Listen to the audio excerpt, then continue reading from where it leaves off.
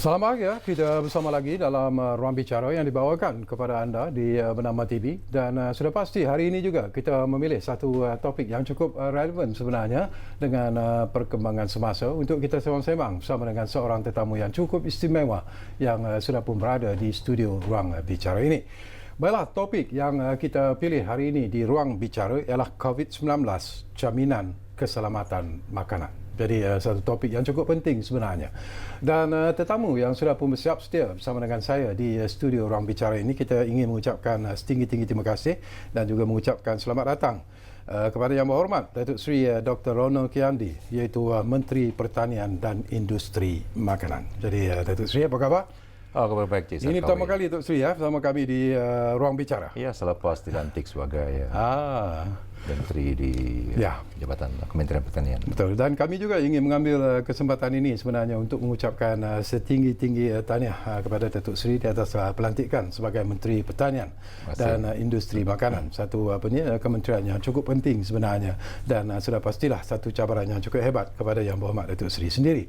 Baiklah, kepada anda yang sedang bersama kami kita ini, biasalah kami juga memberi ruang dan peluang kepada anda untuk berkongsi pandangan dan juga pendapat ataupun bertanya apa saja yang mungkin ingin mendapat penjelasan daripada tetamu kita. Jadi jangan lupa dua talian telah pun kami sediakan kepada anda, 03 20 594624 dan juga 03 20 594625. Baik, Datuk Seri, kita nak bercakap tentang topik yang sememangnya menjadi perbincangan di kalangan rakyat Malaysia lah, terutamanya apabila negara kita dilanda oleh COVID-19 ini, dan ianya sebenarnya memberi impak ataupun kesan yang cukup hebat kepada kehidupan rakyat Malaysia ketika ini. Tetapi sebelum itu, saya ingin dapatkan pandangan Datuk Seri terlebih dahulu lah. Apabila dilantik sebagai Menteri Pertanian dan Industri Makanan, apakah misi dan juga visi Datuk Seri sendiri? Terima kasih, Cik Sekawi. Kementerian Pertanian merupakan satu kementerian yang sudah lama wujud. Betul. Dan kita lihat sepatutnya mempunyai satu dasar seiring tu, mempunyai satu dasar yang mampan, yang diolah sesuai dengan kehendak dan cabaran semasa. Kita lihat pada tahun 1984 dasar pertanian negara pertama diintroduce, diperkenalkan, berlaku berpanjangan sehingga tahun 1991. Kemudian daripada tahun 1992 sehingga 1998 dasar pertanian negara kedua diolah oleh kerajaan.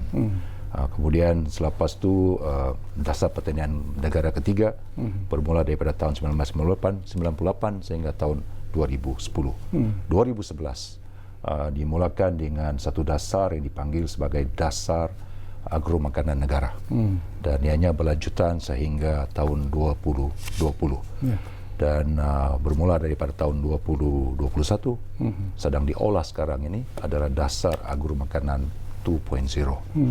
Kita lihat bahawa kementerian melalui dasar agro makanan yang pertama itu memfokus kepada menjamin bekalan makanan yang cukup dan selamat untuk rakyat Malaysia, meningkatkan tahap pendapatan usahawan tani, juga ke arah industri agro makanan yang mampan dan berdaya saing.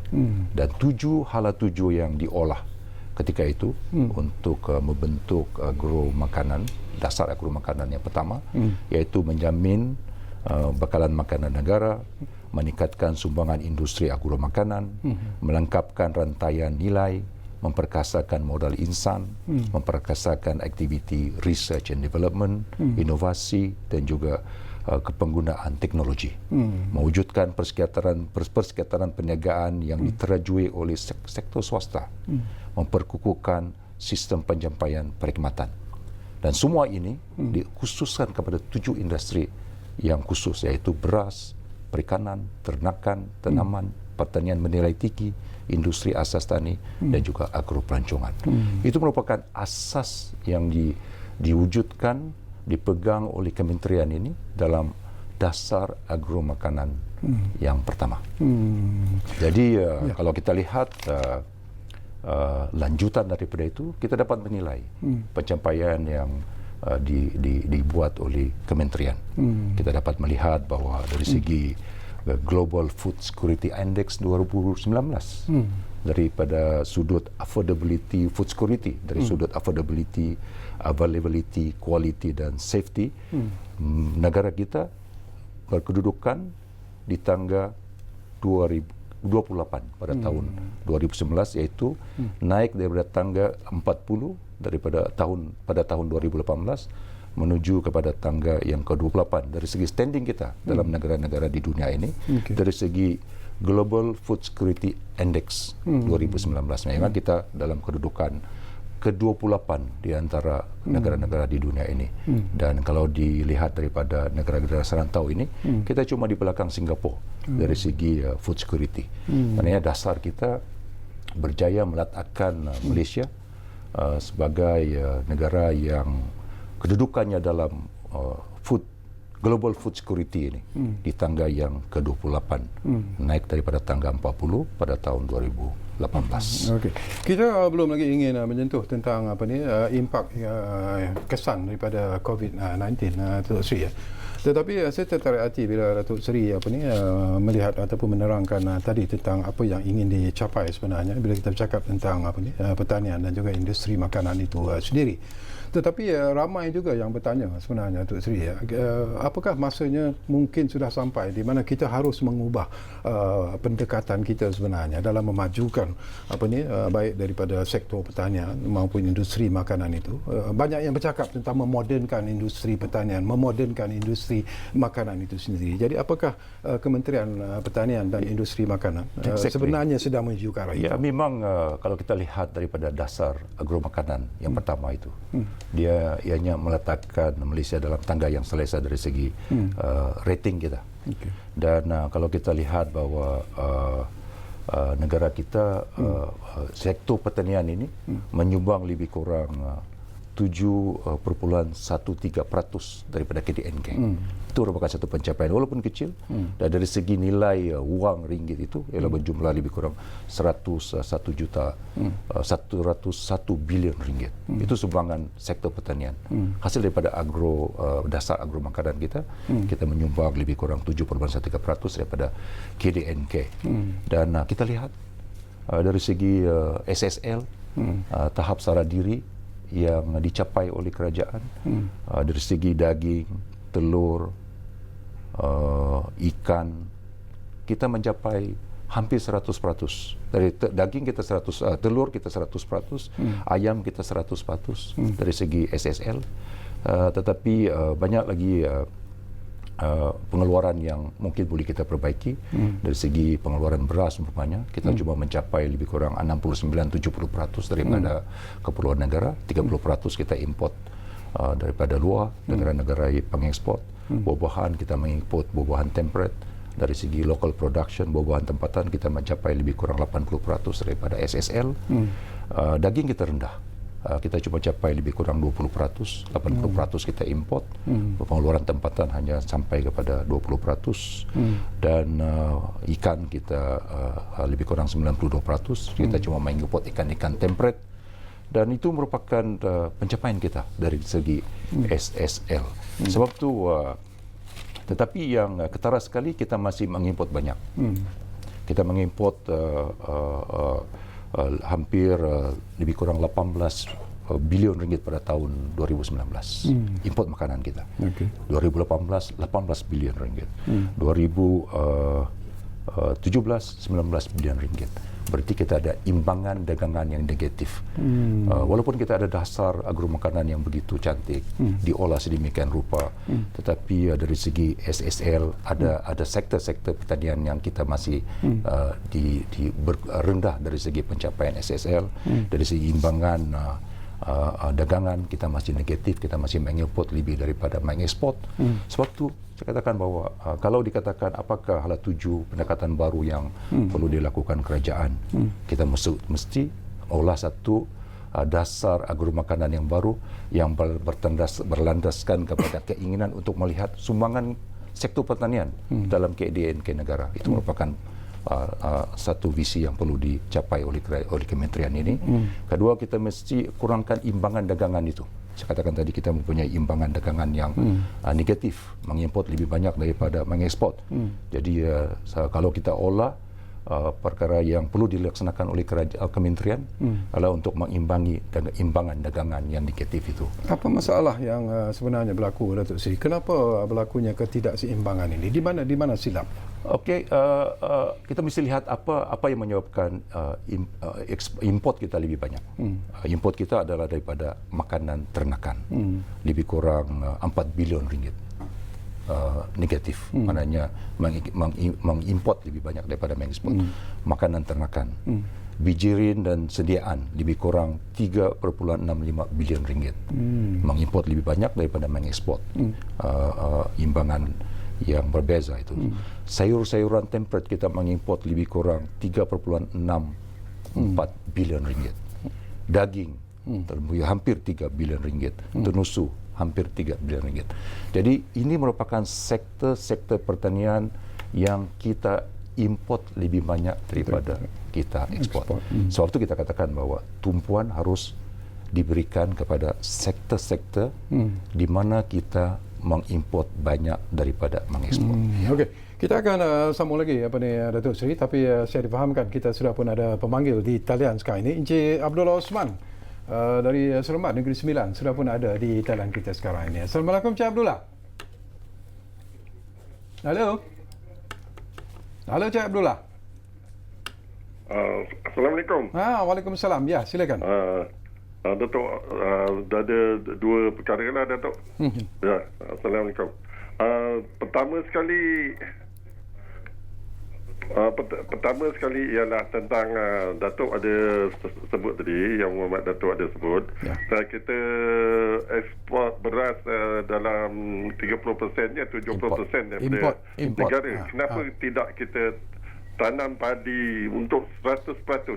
Jadi kita tidak lagi bergantung pada negara jiran untuk importkan beras.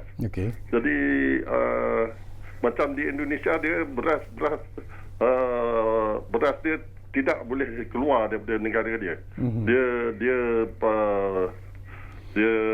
strict betul. Dan lagi satu tentang ikan kita masih lagi import daripada negara jiran. Mengapa kita kata tadi ada 90% ikan yang kita dapatkan sendiri? Mengapa harga ikan ni masih lagi mahal? Itu saja. Baik, terima kasih. Terima kasih Encik Abdullah Osman dari Seremban Negeri Sembilan. Jadi persoalan seperti ini sebenarnya Datuk Seri akan dilontarkan oleh pemanggil. Saya setuju dengan statement kenyataan bahawa kita seharusnya mengeluarkan beras 100%.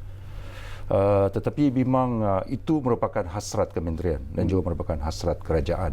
Tetapi setakat ini kapasiti pengeluaran kita cuma mampu mengeluarkan lebih kurang 70% daripada keperluan negara. Kita mengimport lebih kurang 30%. Dan negara-negara yang kita import, negara Thailand, beras daripada Thailand, daripada Vietnam, daripada Myanmar, Pakistan dan India. Ini merupakan negara-negara yang kita import 30% tu. Saya melihat banyak faktor yang menyebabkan kenapa sedemikian. Faktor utama mungkin disebabkan kegagalan kita untuk mengoptimumkan penggunaan automations dan juga mechanizations dari segi penggunaan teknologi baru dalam penanam padi. Mungkin disebabkan oleh variety padi, benih padi yang tidak setanding dengan variety padi yang ditanam di Taiwan umpamanya. Di sana mereka menggunakan plot yang kecil tetapi hasil yang lebih besar. Tetapi dari segi pengeluaran benih Malaysia dengan Vietnam umpamanya, kita mungkin lebih besar, lebih bagus yieldnya, benihnya berbanding dengan Vietnam, Myanmar dan sebagainya. Tetapi tumpuan negara berkenaan hanyalah untuk menjadi pengekspor beras. Jadi tumpuan pertanian di Vietnam, di Myanmar, ini merupakan tumpuan kepada pengeluaran beras 100%. Sedangkan di negara kita ni banyak komoditi yang kita tanam. Tanah kita luas tetapi kita tanam getah, kita tanam kelapa sawit. Penumpuan 70% hanya pada padi, pengeluaran padi dan untuk beras negara. Dan ya saya setuju bahwa kita perlu mengeluarkan ikan 100%.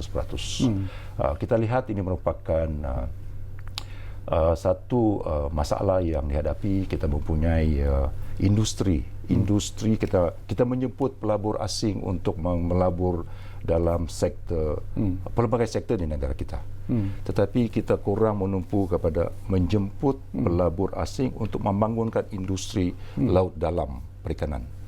Kita melihat kita bina jambatan, jeti pendaratan dan sebagainya, tetapi kita lupa untuk membina industri yang berkaitan dengan perikanan, processing, canning dan sebagainya. Kita perlu mengolah satu dasar yang lebih jelas untuk perikanan laut dalam. Dan ini merupakan pendekatan-pendekatan yang akan diambil oleh kerajaan dalam tempoh masa terdekat ini untuk melihat potensi industri perikanan laut dalam untuk negara kita. Saya pasti di luar sana, di laut sana kita mempunyai potensi yang besar untuk dieksploit dari segi perikanan laut dalam. Okey, bila orang cakap tentang industri perikanan pun tadi pun Datuk Seri sentuh bahawa sebenarnya kita perlu memodernkan industri perikanan itu sendiri kerana sekarang ini kita jauh ketinggalan jika dibandingkan dengan nelayan-nelayan daripada negara-negara lain. Tapi kita tinggalkan dulu isu itu. Yang penting sekarang ini sebelum kita bercakap tentang impak COVID-19 ini, kita nak sentuh satu lagi isu yang sering dibangkitkan Datuk Seri. Ini berkaitan dengan nasib ialah kita cakap tentang petani, penternak, nelayan yang dikatakan walaupun negara kita sudah pun begitu lama sebenarnya terlibat dalam industri ataupun dalam sektor pertanian, dalam industri makanan dan sebagainya, tetapi golongan ini masih lagi dikatakan yang paling ramai berada dalam kumpulan apa yang disebut sebagai B40 ini. Kenapa ini berlaku? That's exactly. Memang itu merupakan satu kenyataan yang benar. The frontliners dalam sektor pertanian ini, peternak, peladang dan nelayan masih dalam golongan B40. Masih dalam golongan B40. Ya, saya mengakui bahawa tindakan perlu diambil oleh kerajaan. Walaupun dengan insentif yang begitu banyak, walaupun dengan bantuan dan dorongan yang diberi oleh kerajaan untuk sektor ini begitu banyak, insentif input dan sebagainya, subsidi dan sebagainya, bantuan minyak, bantuan bahan api, bantuan benih, bantuan output dan sebagainya dibeli kerajaan masih dalam mereka kekal dalam B40. Kita melihat bahawa bila dikatakan pertanian itu perniagaan, itu memang betul. Tetapi kalau kita lihat keseluruhan sektor pertanian, industri pertanian ini, cuma the frontliners yang masih dalam golongan B40. Kalau kita tengok daripada kumpulan distributor, the middleman, mereka merupakan pemenang dalam industri pertanian. Jadi kita lihat bahawa B40 pengeluar, kemudian distributionnya orang tengah, pemborong dan sebagainya, they make more money. Kemudian peruncit, they make more money. Ikan kembung yang dibeli di peringkat jeti pendaratan RM2 1 kilo. Dijual di peringkat peruncit sampai mencecah sehingga RM12, RM15 1 kilo. Jadi you look at the system, rantaian itu. Industri pertanian merupakan satu industri perniagaan, tetapi B40 kekal. Jadi berarti kerajaan mesti melihat keadaan ini, Kementerian Melihat ini, sektor yang menguntungkan dalam rantaian ini adalah orang tengah dan peruncit. Jadi kita mesti educate nelayan, petani, peternak untuk akses kepada market, terdedah kepada market, terlibat diri dalam marketing dan penjualan dan sebagainya. Yang menguntungkan di sini, rantaian ini, pemborong. Yang untung adalah di sini, peniaga, supermarket, peruncit dan sebagainya. Tapi pengeluar tidak. Jadi berarti untuk mengangkat kumpulan frontliners ini dalam sektor pertanian, kita mesti akseskan ke mereka kepada market. Sebab itu kalau kita lihat dari segi e-commerce umpamanya, kita perlu nelayan peternak yang pandai akses kepada e-commerce dan boleh menjual hasil makan mereka, melakangkan rantaian yang ini, pemurung itu, orang tengah itu, dan mereka harus akses. Saya melihat bahawa kumpulan frontliners ini perlu diremajakan. Perlu ada golongan anak muda yang berpendidikan, yang tahu e-commerce, boleh melakukan marketing mereka, akses kepada marketing untuk terus mendapatkan manfaat daripada industri pertanian keseluruhannya. Saya bagi contoh. Saya bagi contoh. Umpamanya di dalam di kementerian kita. Bila kita bercakap tentang meremajakan frontliners pertanian, di kementerian ada program agropreneur muda, bapaknya, dan ada success story dengan bantuan kerajaan melalui tekun, melalui agrobank, melalui grant yang diberi oleh kerajaan, kita dapat melahirkan anak-anak muda yang mampu berkecimpung di dalam industri pertanian ini pada keseluruhannya. Satu contoh umpamanya, seorang yang bernama 30 tahun bernama Raman Naidu daripada negeri Kedah, membuat projek jagung bijirin. Dia merupakan seorang juruterbang komersial, berhenti daripada menjadi juruterbang, menceburkan diri dalam pertanian jagung bijirin, dan sekarang ini kita lihat selepas mendapat pembiayaan daripada kerajaan, dia mampu diangkat menjadi usahawan. 35 tahun umurnya. Kamaruzaman bin Abdul Jalil, 36 tahun, membuat daging lembu, projek lembu pedaging. Mula-mula hanya mengikuti bapaknya menjual di pasar malam. Tapi dengan bantuan daripada jabatan, melalui jabatan kerajaan, Kementerian Pertanian, melalui jabatan-jabatan kerajaan di kementerian ini, mampu menjadi usahawan daging. Seorang lagi, Lai Kui Wong daripada Sarawak, membuat projek aquaculture, menjadi usahawan. Seorang dari lagi, Nur Hashim bin Kamisan, 36 tahun, fertigasi cili, menjadi usahawan. Dan mereka bukan saja jadi pengeluar, tetapi menjadi akses kepada market dan yang lebih menguntungkan. Jadi petani frontliners pertanian yang beginilah yang harus dibanyakkan lagi, dilahirkan oleh kerajaan untuk menjadikan frontliners dalam industri ini keluar daripada B40. Okey, kita akan sambung lagi Datuk Seri, tapi seperti biasalah kita akan berehat dulu buat seketika. Tetapi sebelum kita berehat, kita ambil satu lagi panggilan. Ridwan dari Pulau Pinang sudah pun bersiap sedia sekarang ini di talian kami. Assalamualaikum Ridwan. Assalamualaikum. Ya. Assalamualaikum Cik Kawi dan ahli panel Datuk Seri. Ya. Silakan. Okey, yang pertama, saya tanya apa langkah-langkah untuk mengatasi lambakan ikan yang tak dapat dijual kepada orang awam. Okey, yang kedua, kita tengok apa RMK 1 hingga RMK 11 kerajaan telah memberi galakan kepada rakyat untuk beri pada bidang pertanian. Tetapi kita tengok rakyat masih macam tu juga, dia memerlukan tugas. Apakah langkah-langkah lain untuk mengatasi supaya contohnya kita hantar anak-anak nelayan pergi ke Menteri Tanian, Menteri Petera. Dia belajar bidang tu, dia jadi nelayan yang profesional, ataupun jadi jadi petani yang profesional. Tetapi kerajaan tak membuat dalam dasar-dasar ini supaya kita tengok semua yang jadi semua turun-temurun. Kita mau diorang ni jadi secara profesional, kita mau. Betul tak?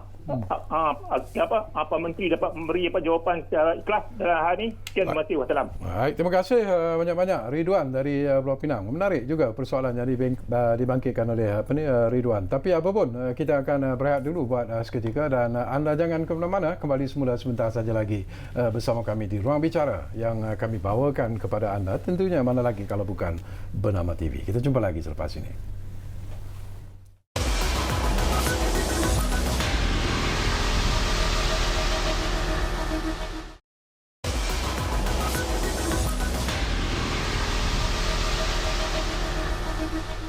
Baiklah, kita kembali semula ke ruang bicara ini. Masih lagi bercakap tentang COVID-19, jaminan keselamatan makanan, dan kita masih lagi bersama dengan tetamu yang cukup istimewa, yang berhormat Datuk Seri Dr. Ronald Kiandi, iaitu Menteri Pertanian dan Industri Makanan. Dan sebelum kita menjawab persoalan yang dibangkitkan oleh Ridwan dari Pulau Pinang, kita ambil satu lagi panggilan daripada pemanggil kita yang sudah pun ada di talian. Pemanggil dari Perak, kalau tak silap saya. Assalamualaikum.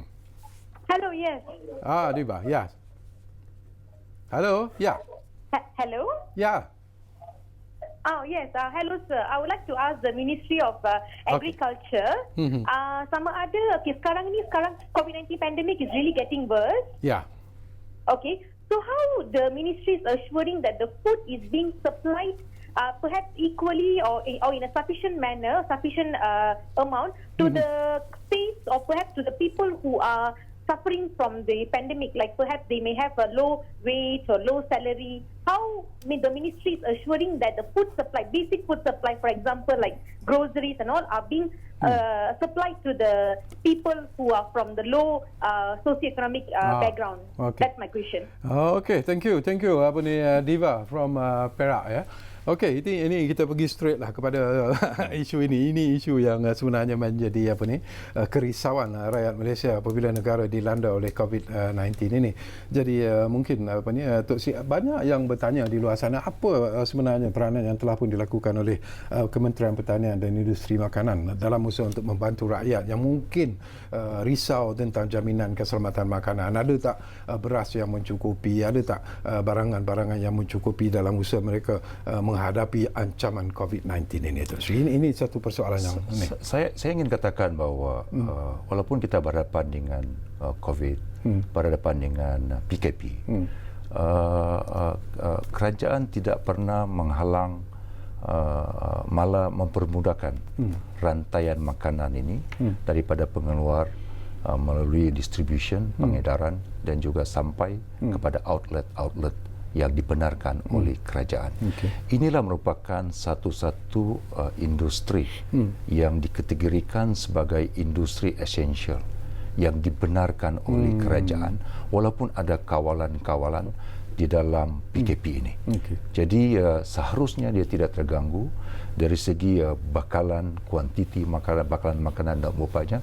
Kementerian kita pastikan ianya dapat diakses oleh rakyat Malaysia.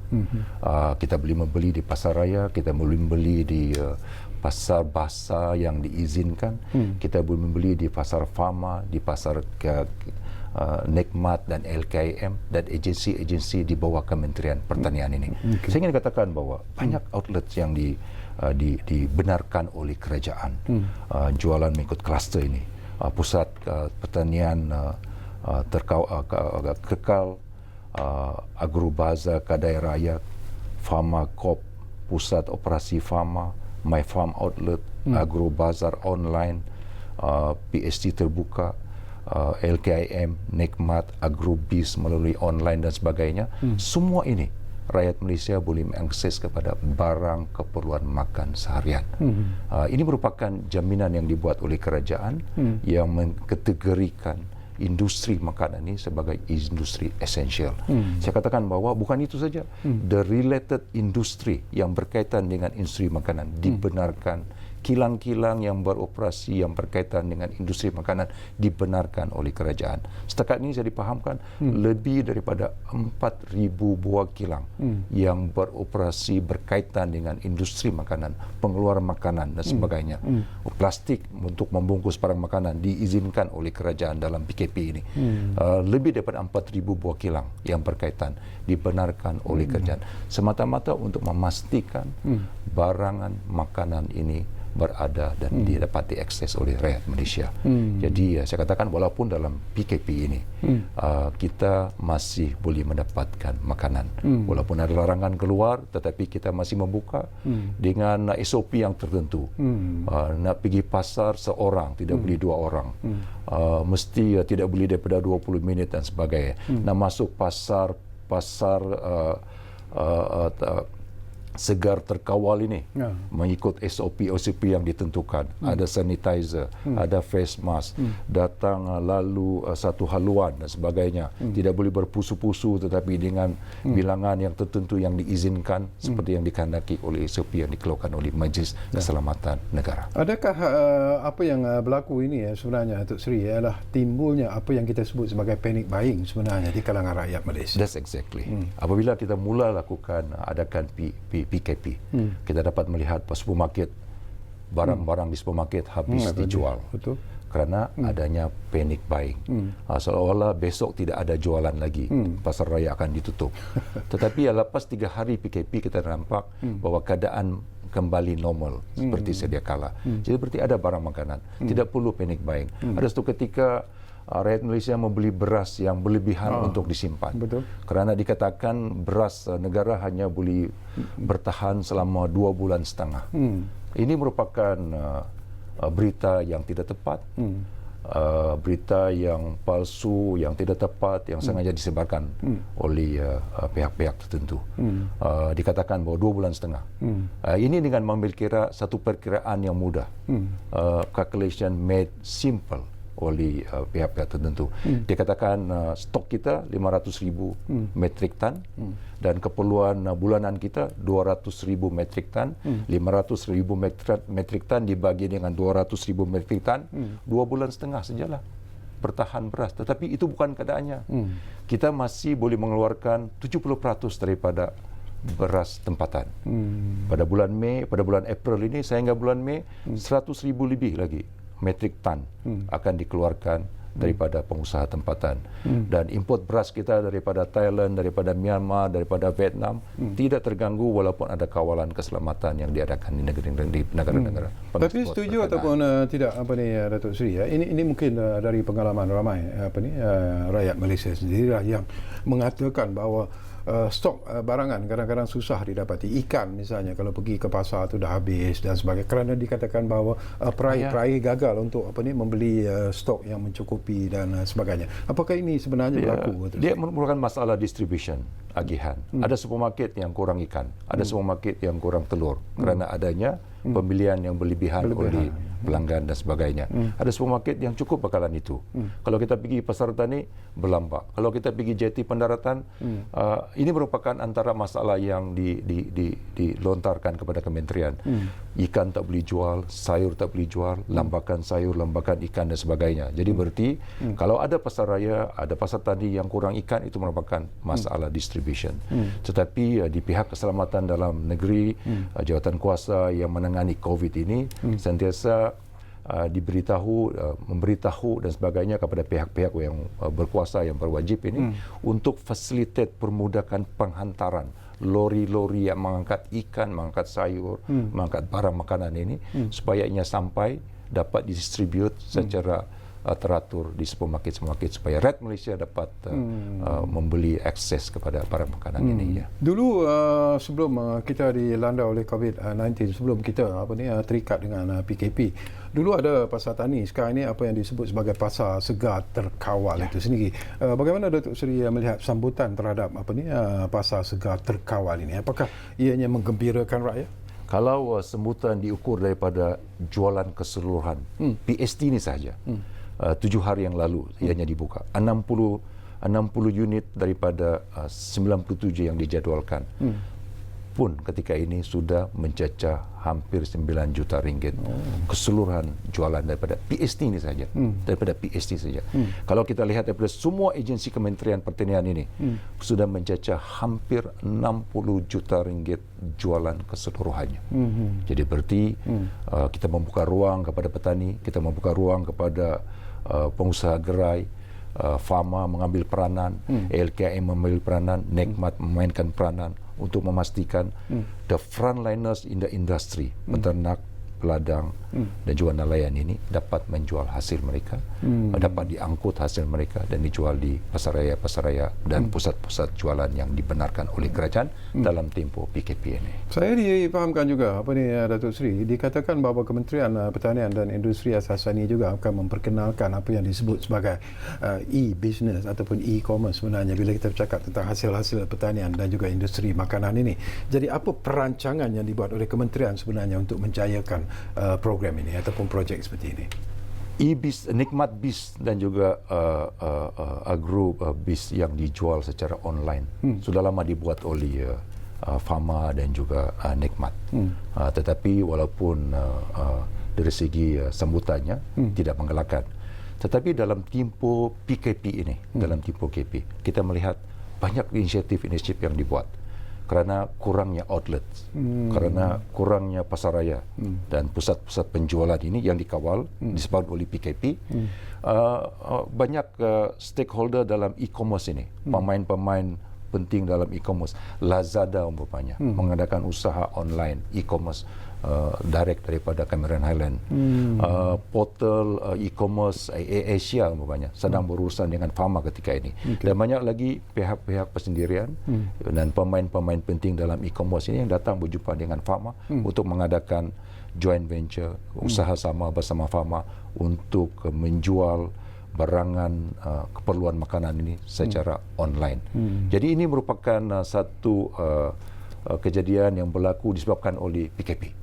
Jadi pengusaha kita, pengusaha e-commerce, pemain-pemain penting dalam e-commerce melihat ini sebagai opportunity.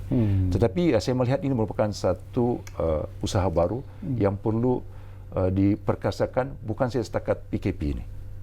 Selepas PKP, post PKP, ini merupakan satu pendekatan baru yang perlu diolah dan diperbaiki, diperkasakan oleh agensi-agensi di bawah kementerian ini.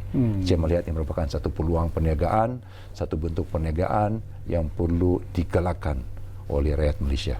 Jadi sebagai agensi di bawah kementerian ini, saya mahu mereka memainkan peranan di hadapan bersama-sama dengan pemain-pemain industri e-commerce yang established ini, supaya dapat mengolah satu bentuk perniagaan marketing yang lebih ke arah e-commerce. Baik, mungkin kita sedarlah, terutamanya yang melibatkan umat Islam lah. Tak berapa lama lagi kita akan menyambut bulan Ramadan. Dan kalaulah PKP ini dipanjangkan, mungkin ianya juga akan memberi satu lagi masalah lah kepada mereka yang ingin membeli barangan-barangan untuk berbuka puasa dan sebagainya, untuk masak dan sebagainya. Ada tak kami Kementerian Pertanian dan Industri Makanan ini sendiri melihat perkara ini sekiranya PKP ini berlarutan sehinggalah di bulan Ramadan ataupun bulan puasa nanti? Banyak agensi yang akan terlibat dalam usaha ini. Maksudnya Bazar Ramadan umpamanya, tentu sekali akan difikir, diolah oleh Dewan Bandaraya, oleh Kementerian Kajian Tempatan. Jika ada usaha seperti ini, saya pasti bahawa agensi di bawah Kementerian Pertanian ini akan mengambil bahagian dan sebagainya. Tetapi kita mesti melihat SOP yang dikenakan, yang perlu dibuat dan sebagainya. Dan kalau dikatakan ada usaha sedemikian pada musim bulan Ramadan dan ada SOP yang ketat yang dilakukan, tentu sekali barangan makanan dari petani, nelayan juga penternak ini akan menjadi fokus utama, dan penglibatan kementerian dalam usaha itu tentu akan menjadi kenyataan. Tapi jaminan yang boleh diberikan oleh Kementerian Pertanian dan Industri Makanan sendirilah bahawasanya ketikanya sekiranya lah PKP ini dilanjutkan sehingga bulan puasa, dari segi jaminan stok makanan pertanian dan sebagainya tidak akan berkurangan. Apakah itu jaminan boleh diberikan oleh Datuk Seri kepada rakyat Malaysia? Saya berjumpa dengan pemain-pemain industri, bertemu mereka, pengimport daging, bertemu dengan bernas, pengimport beras dan pengeluar beras negara, berjumpa dengan nelayan, persatuan nelayan dan sebagainya. Daripada perjumpaan kita ini, saya yakin bahawa negara walaupun dalam PKP ini, walaupun dalam keadaan berhadapan dalam bulan Ramadan, keperluan yang lebih mendadak ketara nanti, rakyat Malaysia tidak akan berhadapan dengan masalah kekurangan makanan. Okey, kita rehat buat kali terakhir dan kembali nanti. Kita hampir-hampir sebenarnya berada di penghujung ruang bicara, tapi banyak lagi persoalan yang mungkin sempat saya kongsikan bersama dengan tetamu saya yang berhormat Datuk Seri Dr. Ronald Kiandi, iaitu Menteri Pertanian dan Industri Makanan. Kita rehat buat kali terakhir.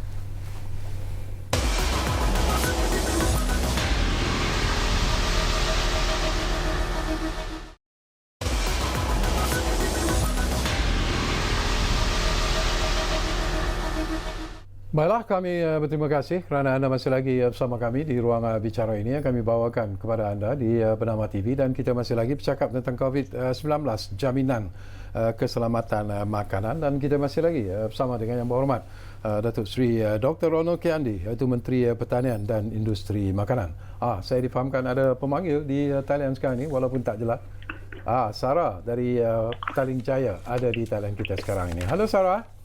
Hello. Ya. Good evening. Ya, good evening Sarah.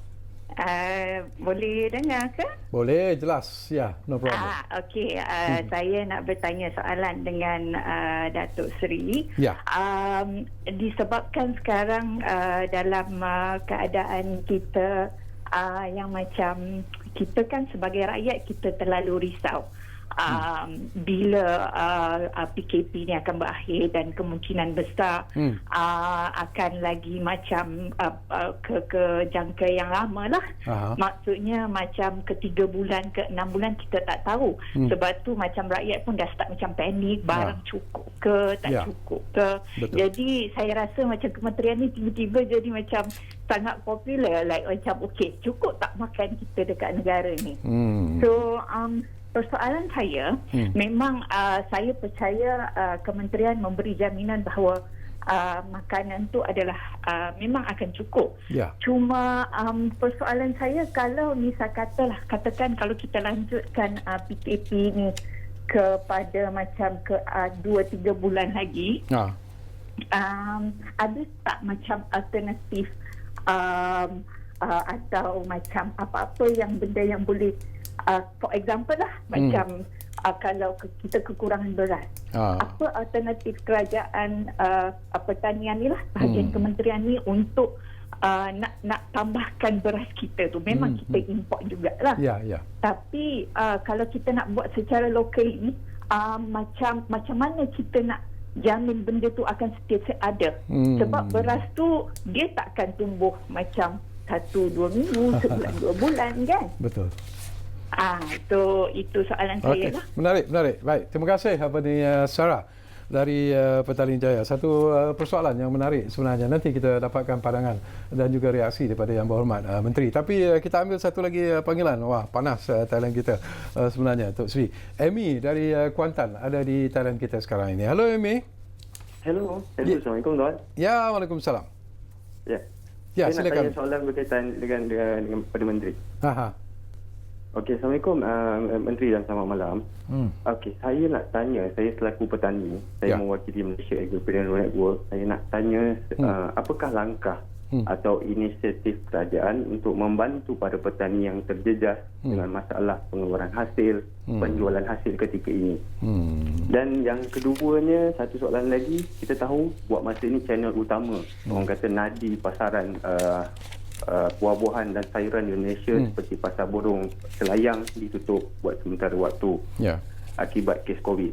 Jadi adakah Pharma atau dan selain Pharma, agensi-agensi kerajaan yang berkaitan pertanian bersedia untuk menampung dengan segera kelumpungan rantaian makanan ini? Itu saja. Baik, terima kasih banyak-banyak Amy dari Kuantan, Pahang. Jadi persoalan-persoalan yang cukup penting dan menarik sebenarnya. Datuk Seri, barangkali menarik juga Datuk Seri kalau kita jawab dulu persoalan yang dibangkitkan oleh pemanggil kita dari Kuantan tadilah. Ini mungkin ialah tentang langkah-langkah yang telah diambil oleh Kementerian Pertanian dan Industri Makanan sendiri dalam usaha untuk membantu mungkin golongan-golongan yang terlibat dengan sektor pertanian dan juga industri makanan ini. Dan mungkin ini kita boleh kaitkan dengan apa yang kita kita sebut sebagai rancangan package rancangan ekonomi prihatin yang telah pun diumumkan oleh Yang Berhormat Perdana Menteri, mungkin itu ada kaitannya. Jadi mungkin kalau kita melihat meneliti package rancangan yang diumumkan oleh kerajaan, tentu masyarakat nelayan, peternak dan petani ini tidak diketinggalkan.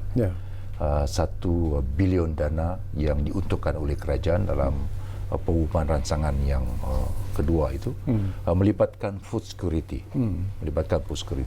Jadi pelbagai program akan diolah oleh kementerian, termasuklah untuk mengadakan pelbagai program dalam bentuk food security, insentif modal umpamanya, untuk jaminan bekalan makanan, dana pusingan, pemberian tunai yang besar, insentif e-commerce, pengecualian pembayaran kepada pembiayaan kepada premis dan sebagainya akan diolah oleh kerajaan melalui dana yang diuntukkan bagi food security ini.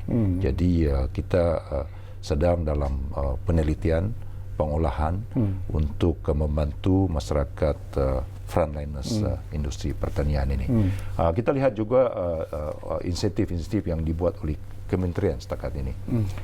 Insentif pengecualian sewaan ke atas outlet farma umpamanya di pasar tani 6 bulan percuma, tak perlu bayar sewaan 6 bulan. Yang ini melibatkan hampir 4,8 juta seluruh negara sewa pasar tani untuk pengusaha-pengusaha penjual pemasaran ini. Nekmat memperuntukkan sebanyak RM500,000 pinjaman kilat pasaran ikan bagi persatuan nelayan yang terkesan daripada PKP. Ini akan dilaksanakan oleh Nekmat yang akan melibatkan 13 PNN dan juga 89 PNK di seluruh negara. Jabatan Perikanan akan memberi bantuan dan insentif kepada penternak akuakultur dan nelayan pantai dan juga darat yang terkesan daripada PKP yang melibatkan benih dan makanan ikan serta peralatan ternakan akuakultur serta kemudahan peralatan kepada nelayan tradisi. Itu Jabatan Perikanan. Lembaga Pertubuhan Peladang akan melaksanakan inisiatif penangguhan pembayaran balik pembiayaan selama 3 bulan, selama 6 bulan. 3 hingga 6 bulan bermula 3 Mac 2 Ogos 2020 ini. Penangguhan pembayaran balik pembayaran ini melibatkan tabung pembangunan usaha niaga peladang, TPUP, kumpulan wang pembiayaan pertubuhan peladang K3P, skim sewaan pajak tanpa faedah SSPTF yang melibatkan seramai 430 usahawan peladang dan 224 buah pertubuhan peladang seluruh negara akan mendapat faedah daripada inisiatif LPP ini. Lembaga Perindustrian Nanas Malaysia membayar kos pengangkutan buah nanas kepada penghilang-penghilang sepanjang tempoh PKP ini. Jadi ini merupakan 1, 2, 3, 4, 5, 6 inisiatif agensi yang di bawah kementerian ini untuk membantu meringankan beban frontliners industri pertanian ketika berhadapan dengan PKP. Saya tertarik hati juga sebenarnya Tok Sri daripada persoalan yang dibangkitkan oleh pemanggil kita tadi, Sarah dari Petaling Jaya. Ini pun satu perkara yang perlu diberi perhatian serius oleh pihak kementerian lah. Sekiranya lah COVID-19 ini berpanjangan, sekiranya lah PKP ini juga terpaksa dilanjutkan dan sebagainya, dan sekiranya lah negara menghadapi kekurangan bahan-bahan makanan misalnya, apa jalan keluar ataupun alternatif yang akan dilakukan oleh Kementerian Pertanian dan Industri Makanan untuk mengatasi masalah ini? Seperti saya katakan awal tadi, sebagian besar daripada barangan makanan di negara kita ini, kita berada dalam tahap pengeluaran 100%. Ayam, telur, kecuali beras 70%. Daging, kecuali daging kita memerlukan daging import daripada luar dan sebagainya.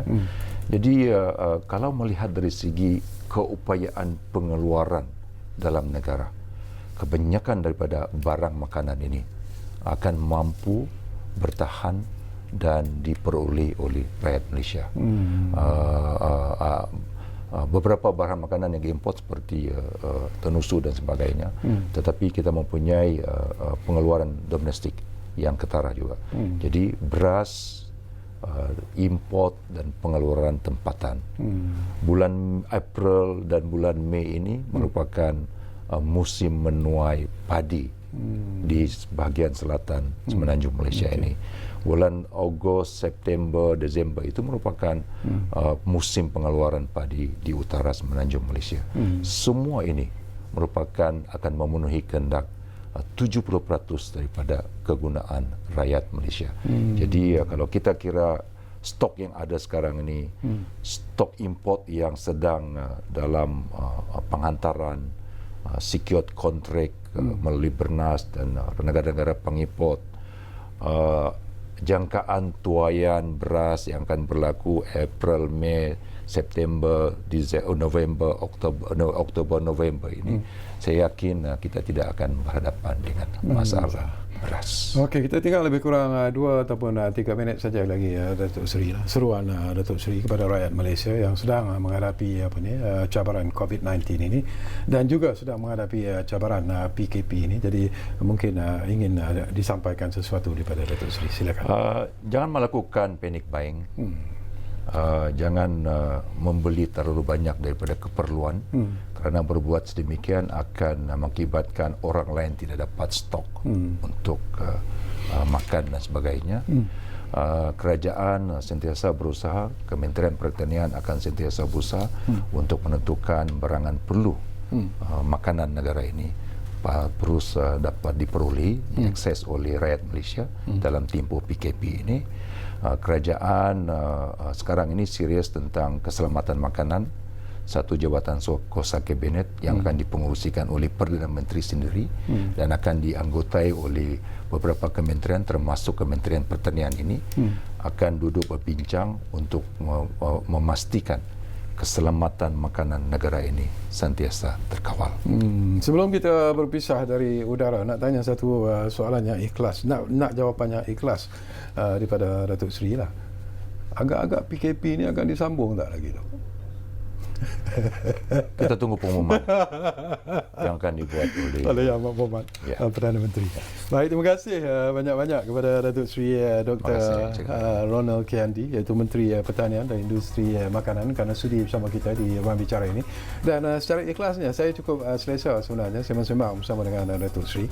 Jadi mungkin di masa-masa yang akan datang, Datuk Seri, kita duduk lagi bersama di ruang bicara ini, kerana saya tahu banyak lagi persoalan-persoalan yang dibangkitkan oleh pemanggi kita yang tak sempat kita jawab. Tapi apa yang penting ialah kita menghormati apa yang sedang dilakukan oleh Kementerian Pertanian dan Industri Makanan ini dalam usaha untuk membantu rakyat menghadapi cabaran COVID-19 yang sesungguhnya lah merupakan satu cabaran yang tak pernah kita jangkakan, satu cabaran yang cukup hebat, tetapi kekuatan rakyat Malaysia dan kementerian yang sedia ada sudah pasti akan memberikan kita satu kekuatan yang luar biasa untuk kita sama-sama bangkit dan menghadapi COVID-19 ini. Terima kasih kepada anda yang menumpukan perhatian bersama kami di ruang bicara ini, dan insyaAllah ruang bicara akan terus berbicara bersama anda dari masa ke semasa. Kita jumpa lagi. Assalamualaikum.